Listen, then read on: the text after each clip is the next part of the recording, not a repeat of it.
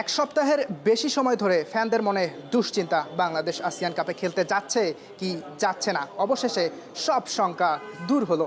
বাফুফের পক্ষ থেকে অফিসিয়ালি জানিয়ে দেওয়া হলো দক্ষিণ পূর্ব এশিয়ার এই টুর্নামেন্টটি খেলতে যাচ্ছে বাংলাদেশ।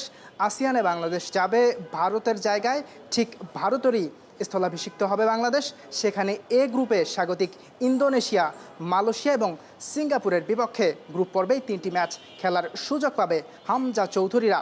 এবং এই যে এক সপ্তাহ আগে গেল শুক্রবার বাংলাদেশ ফিফার কাছ থেকে আমন্ত্রণ পেয়েছিল এবং এরপরে বাংলাদেশ এই ম্যাচ টুর্নামেন্টে অংশগ্রহণ করার জন্য ফিফার কাছে আবেদন করেছিল এবং সবশেষ গেল শুক্রবার রাতে, অর্থাৎ প্রায় এক সপ্তাহ পর ফিফার পক্ষ থেকে বাংলাদেশকে ব্যাপারটি পুরোপুরিভাবেই নিশ্চিত করা হয়েছে। বাংলাদেশ এই টুর্নামেন্টটিতে অংশগ্রহণ করতে যাচ্ছে এবং এই টুর্নামেন্টের জন্য বাংলাদেশ খুব দ্রুতই ক্যাম্প শুরু করে দেবে এবং এই ক্যাম্পের মধ্যে কিন্তু হামজা চৌধুরী সহ যেসব অরিজিন ফুটবলার যারা রয়েছে, বিশেষ করে বাইরের যে লিগগুলোতে যে ফুটবলার যারা খেলেন, তাদেরকেও কিন্তু এই ক্যাম্পে যত দ্রুতই নিয়ে আসা যায় সেই চেষ্টাটাও চালিয়ে যাচ্ছে বাফুফ। এবং আরও একটি বিষয় কিন্তু বাফুফের পক্ষ থেকে নিশ্চিত করা হয়েছে যে হামজা চৌধুরী কিংবা সমিত সোমের মতো ফুটবলার এই মুহূর্তে বাংলাদেশের মূল শক্তি বলা যায় যে ফুটবলারগুলোকে, তারাও কিন্তু এই টুর্নামেন্টে অংশ নেবে। এবং এই টুর্নামেন্টের পরেই কিন্তু বাংলাদেশের জন্য